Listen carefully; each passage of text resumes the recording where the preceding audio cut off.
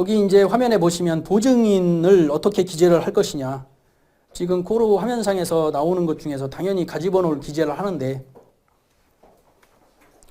보증인을 기재를 할 때 세 가지 점으로 보증인을 구분을 할 수 있겠죠.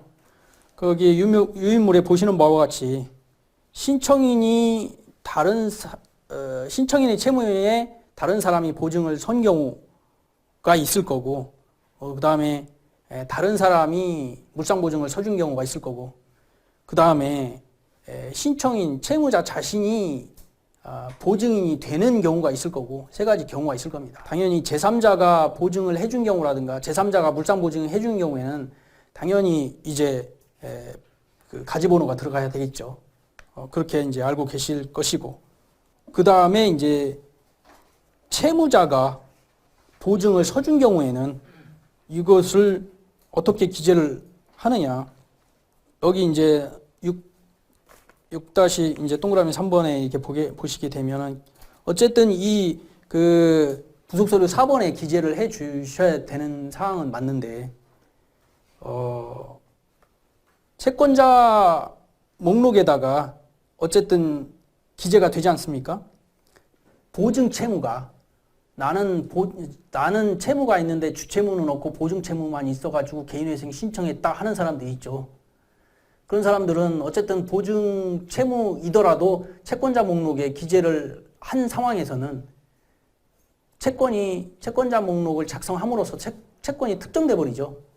그러니까 나는 보증인이기 때문에 주채무자한테 먼저 청구해라. 그런 다음에 내가 갚으겠다라고 하는 차원에서 변제계획안도 작성할 때 미확정채권으로 처리하시는 분들이 계세요.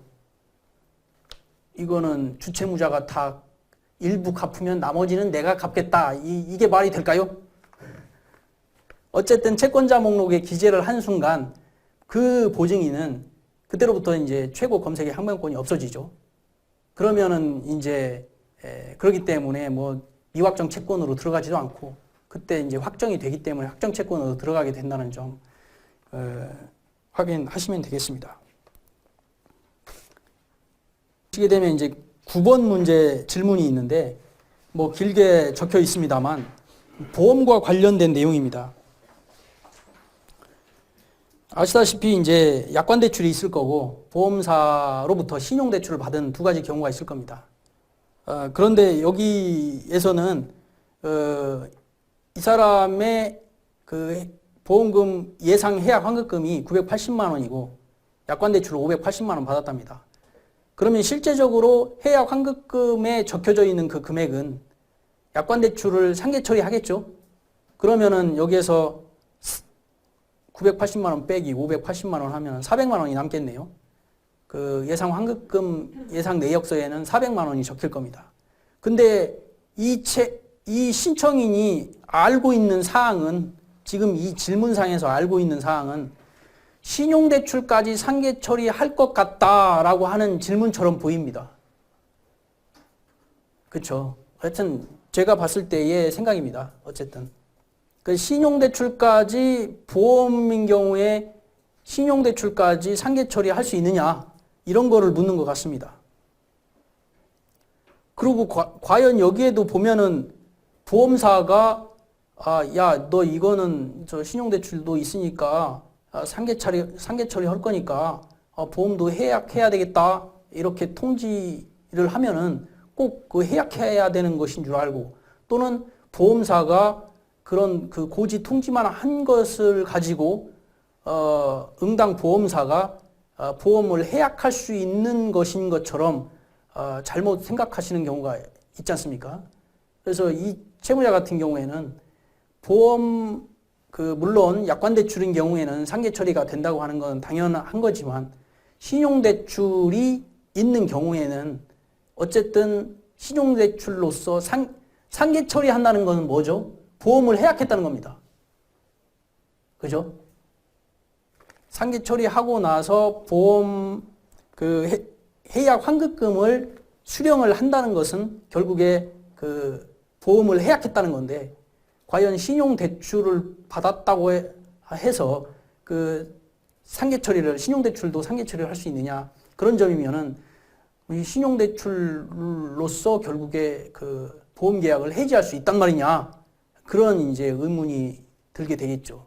어쨌든 여기에서는 판례도 그렇습니다만 신용대출은 어쨌든 상계 처리가 안 되고, 두 번째로는 보험사가 일방적으로 고지했다는 사실만으로 보험계약을 해지할 수 있는 권한이 보험사에게 있지는 않다는 거죠. 계약자가 동의를 하고 계약자가 내가 보험을 계약 해지하겠소라고 한 경우에 비로소 보험계약은 해지가 되기 때문에 그 상계 처리를 해야 됩니다라고 이제 이의제기를 많이 하죠.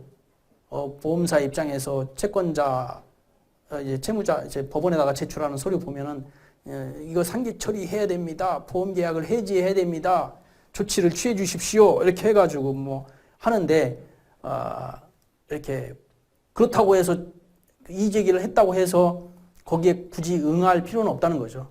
자기가 그 보험이 반드시 유지해야 될 필요성이 있는 경우에는 당연히 그 보험을 유지를 해야 되는 것이 맞고, 어쨌든 신용대출 부분에 대해서는 상계 처리가 안 되기 때문에 신용대출과 관련돼서는 일반 채권으로 삼아서 그 일반 채권에 기해서 이제 변제 기간이 만료가 되면은 당연히 신용대출은 면책을 받게 되는 그러한 효과가 있다고 생각이 됩니다. 또 이제 우리가 보험까지 마쳤으면 별채권부 채권을 우리가 4페이지 보시면 그 책 페이지는 120페이지를 참조를 하십시오. 120페이지에서 별채권부 채권에 관련해 가지고 이제 우리가 잘 알고 있듯이 그 채무자의 재산에다가, 채무자의 재산입니다. 채무자 본인의 재산이지 않습니까? 아시다시피 유치권, 질권, 저당권이나 전세권을 설정한 경우에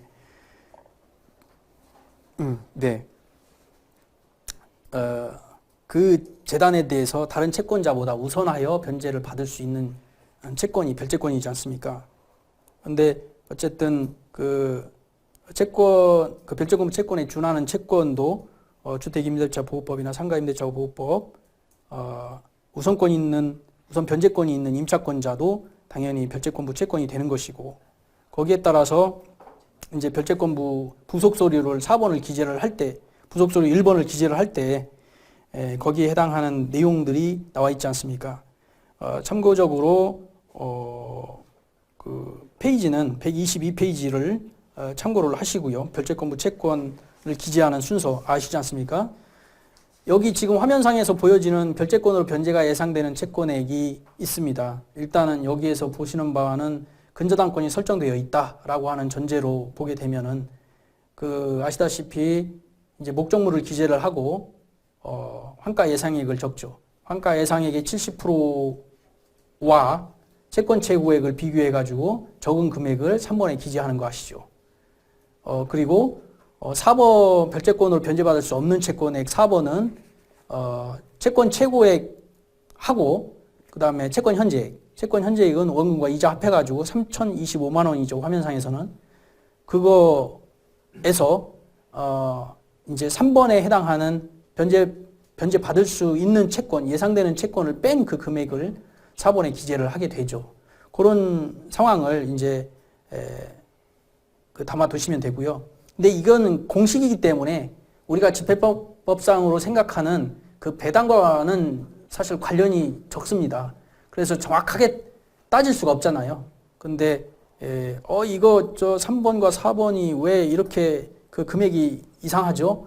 내가 생각한 그 집행법상 배당표를 이렇게 그림으로 그렸을 때는 이런 금액이 안 나오는데요. 이러신 분이 계세요. 그거하고는 좀 차이가 있지 않습니까? 이거는 그냥 공식적인 그 금액이기 때문에 어쨌든 채무자에 해당하는 그 미확정 채권액을 얼마로 기재를 할 것인가에 대한 주안점을 두고 채권자 목록을 작성하는 부분이기 때문에 그 점에 차이점이 있습니다. 10번 문제를 보면은 요거는 그 우리가 많이 그 예상되는 질문이지 않습니까? 많이 집이 있는데 근저당 설정했는데 이자를 계속 내면은 그 뭡니까 별채권에 행사를 않고 그냥 살아갈 수 있습니까? 결국 그 질문이죠. 근데 지금 서울회생법원 같은 그 관할만 제외하고는 나머지에서는 시행하지 않고 있습니다만 그 요건도 이제 어쨌든 담보권 실행을 유예시킨다고 하는 목적으로 근저당권 설정됐을 때 어떤 담보권 실행을 유예시키려고 하는 차원에서 이제 서울회생법원에서 시행을 하고 있지만 그 요건도 되게 까다로운 것 같습니다. 그게 그 재산이 그 근저당권 설정된 그 부동산이 6억 이하여야 되고 그 다음에 부부간의 합산 소득이 연간 7천만 원 이하여야 되고 최근 1개월간의 연체가 있어야 되고 이런 그 기준으로 어떤 실행 유예를 하기 때문에 그것을 맞추기는 되게 까다롭죠. 어쨌든 이 질문은 이거 뭐 경매로 진행하는데 막을 방법이 없나요? 막을 방법은 현재는 지금 없는 것 같습니다. 그리고 지금 그 질권 설정과 관련된 별채권부 채권을 기재할 때 애로사항이 있죠. 임차 보증금의 질권을 설정했을 때 그 질권 그 금액을 전부 별채권 행사로 변제가 예상되는 채권액으로 잡아올 것이냐. 저번에 울산지방법원에서는 보니까 아니다, 그거는 미확정 채권으로 잡아야 된다. 그렇게 이야기를 하는 보정이 있었습니다. 그럼 다른 법원은 아니다, 질권 설정했기 때문에 그거는 은행권에서 절대적으로 다 그 반환받을 수 있는, 그러니까 은행권이 다 그것을 그 질권 설정한 금액을 전부 다 취할 수 있기 때문에 그거는 다 확정 채권으로 봐야 되지 않느냐, 이렇게 또 보시는 시각도 있어가지고 기본적으로는 그 코르에서는 별채권으로 변제가 예상되는 채권액에 기본적으로 잡혀 있습니다. 그렇게 해서 잡아놨고요. 그런데 뭐 이렇게 또 보정이 나오겠죠. 이 법원에서는 또 이거는 미확정 채권으로 잡아라. 근데 미확정 채권으로 잡든 확정 채권으로 잡든 채무자한테는 크게 뭐 이게 이득이 있다거나 손해가 있다거나 그런 것은 없는 것 같습니다. 그것이 이제 단지 채권자들한테 보기에 자기가 나중에 미확정 채권으로 잡히면 그 금액을 변제 기간이 끝난 다음에 내가 혹시라도 일부 금액을 못 받는 거 아니냐, 그것 때문에 자꾸 이의 제기하고 그러기 때문에 그런 부분이 있는 것 같습니다. 저기 질권 이야기를 했는데 그 문제가 이제 11번입니다. 전세 1억인데 그 중에 6천만 원을 전세 자금 대출로 받았는데 그러면 6천만 원을 별채권으로 잡아야 되나요? 라고 하는 질문이죠. 근데 전세 자금 대출을 받았다고 해서 다 이거 질권 설정이라고 해서 별채권으로 잡아야 되느냐? 이거는 이제 그 채권사 은행한테 물어봐가지고 이것이 질권 설정이 되어 있느냐 말았느냐를 확인을 해서 질권을 잡을 것인가 말 것인가 결정을 해야 될 것 같습니다. 어쨌든 부채 증명서에도 그러한 개념으로 이렇게 자세히 보시면 질권이 설정되어 있다고 하는 그 개념을 확인하실 수는 있을 겁니다. 그러나 구체적으로 더 그 은행에다가 확인을 해보시는 게 좋지 않을까 생각이 됩니다. 12번 문제 보면은 자동차 할부 대출 중에서 지입 차량에 대해서 다뤄보신 분이 계시겠지만 되게 헷갈리죠. 지입 차량은. 차량 소유자는 형식적으로 화물업체가 소유하고 있고 실제적인 소유자는 지입 차주이고 그런 괴상한 상황이 발생하는데 어쨌든 법원에서 보정이 난 상황입니다. 그럼 결국에 이 부분은 별채권이 아니라는 거죠. 네. 그렇기 때문에 그냥 일반 신용대출로 보게 되고 그렇게 되는 경우에 재산 목록을 어떻게 기재를 하라는 것이냐 이런 질문을 했는데 어쨌든 전체 자동차 시가에서 전체 채권 현재액 원금과 이자를 뺀 것을 재산 목록에다가 기재를 할 수밖에 없는 거죠. 그런 상황을 이제 여기에서 질문에 대한 또박또박 어떤 답을 이야기할 것인가라기보다도 저는 이 그 질문을 보고 이런 상황에서 어떤 그 포인트를 잡아내서 어떻게 그 채무자를 위해서 어떻게 신청서를 작성해 줄 것이냐에 대한 생각을 초점을 맞추고 이렇게 생각하다가 이런 저 같은 경우에는 이런 답이 나온 것 뿐입니다. 또 이제 생각을 하시다가 또 별도의 좋은 그 방법이 있으면 그 방법으로 하실 수 있겠습니다. 이것이 정답은 아닙니다. 예. 그리고 13번 질문을 보면은 이것도 간혹 있는 문제인데 헷갈리는 부분이 있습니다. 확정된 전부 명령에 대해서 우리는 어떻게 대처를 해야 될 것이냐. 결국에 13번 문제는 말은 길게 썼습니다만 전부 명령이 확정됐는데 이것을 제1회 변제 불입금으로 잡아가지고 이것을 적립금으로 잡아가지고 1회 변제에 투입을 해야 되느냐 말아야 되느냐 일단 그 질문입니다. 전부명령 자체는 아시는 바와 같이 추심과는 다르지 않습니까? 추심명령과는 다르죠. 추심명령일 때는 그것이 이제 급여에 압류가 돼가지고 추심명령 들어왔을 경우에는 우리가 그것을 1회 변제 투입을 하기 위해서 그 예상되는 채권을 그 재산목록에다가 기재를 하고 그것을 1회 변제에 투입하게끔 되는데 전부명령이 발령이 되면은 모든 그 채권은 그 채권자, 전부명령 발령받은 그 채권자의 그 채권이 완전히 되어버리는 거지 않습니까? 그렇기 때문에 이 상황에서는 더 이상 어떤 1회 적립금으로 뭔가를 투입한다거나 그런 상황이 아니죠. 근데 인가결정이 나면 어떻습니까? 그러니까 인가결정 나는 순간 전부명령에 대한 것은 장래에 향해서 실효가 되기 때문에 기존의 전부 채권자가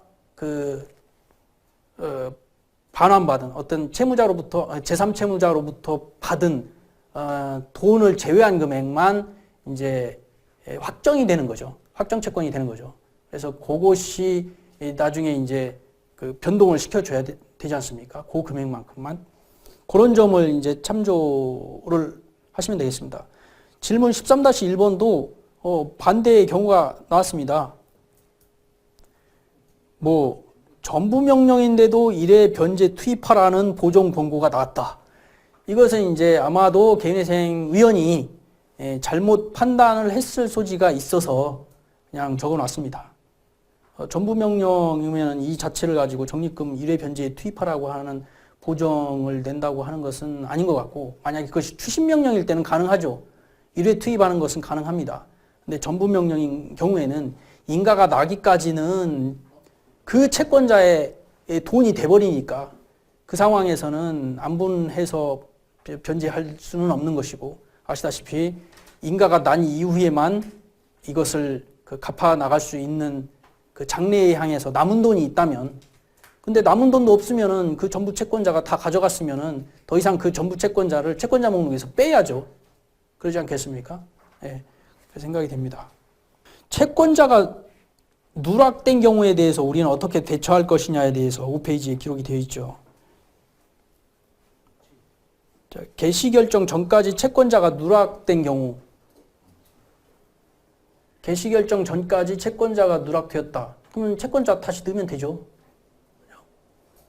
그리고 변제계획 인가 전까지 채권자가 누락된 경우는 또 어떻게 볼 것이냐.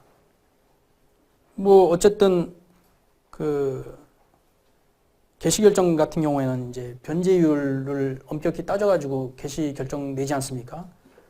근데 만약에 개시결정은 냈는데 변제계획 인가를 받기 전에 채권자가 누락된 경우에 혹시 이거 일부러 빠뜨린 거 아닙니까? 개시결정은 잘 받고 이제 인가만 남았으니까 그 사이에 어쨌든 그 변제율을 낮춰서 변제를 할 고의성이 있기 때문에 이거 혹시 빠뜨린 거 아닙니까? 이런 이제 의심을 살 수가 있는 경우가 있습니다.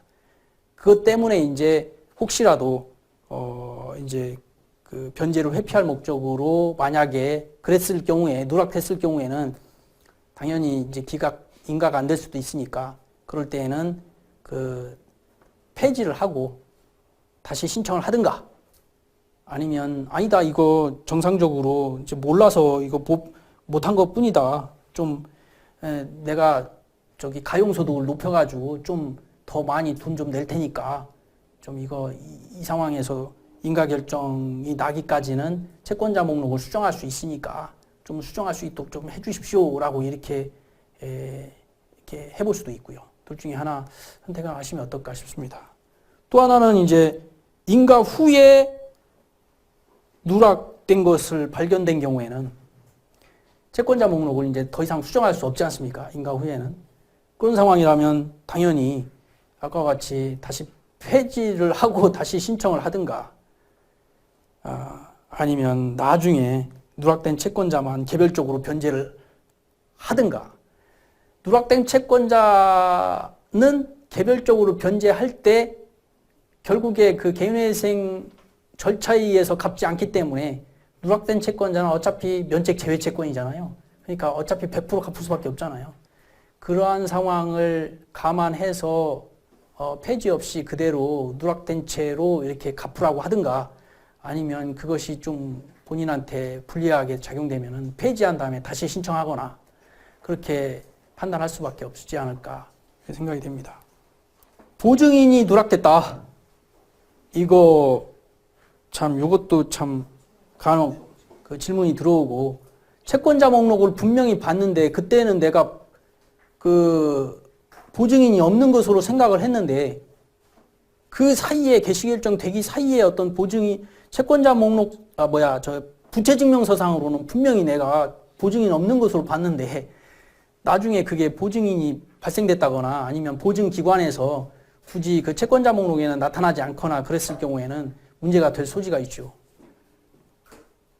근데 원래 그 처음부터 가지번호만 넣었더라면 상관없을 텐데 가지번호도 포함시키지 않고 채권자 목록을 작성한 상황에서 보증인이 빠져가지고 이렇게 그런 상황에서 보증인이 대위변제 한 다음에 이거 나중에 인가받았는데 이 보증인 이 대위변제 대위변제 했으니까 이거 갚아라 라고 이렇게 오면은 그거 난감하지 않습니까? 어쨌든 누락이 됐다고 한다면 채권자 목록에서 누락이 됐다고 한다면 어쨌든 그 구상권자에 대한 그 가지번호에 해당하는 채권자한테 항변할 길이 없을 것 같습니다. 없을 것 같고, 그 다음에 이제 그 어쨌든 변제 계획 인가가 만약에 났다면, 혹시 인가가 났다면 인가가 났을 때도 채권자 목록을 수정할 수는 없지만 변경을 할 수 있지 않습니까? 변제 계획 변경안은 제출할 수 있지 않습니까? 수정은 할 수 없지만 변제 계획안 변경을 할 수 있으니까 그 변경하는 상황에다가 그 누락된 보증인을 싹 집어넣어가지고 이거 어떻게 안 되겠습니까? 라고 이렇게 받아들여지면 다행이고, 아니면 재신청하는 방법밖에 없지 않나, 그런 애매한 상황도 발생합니다.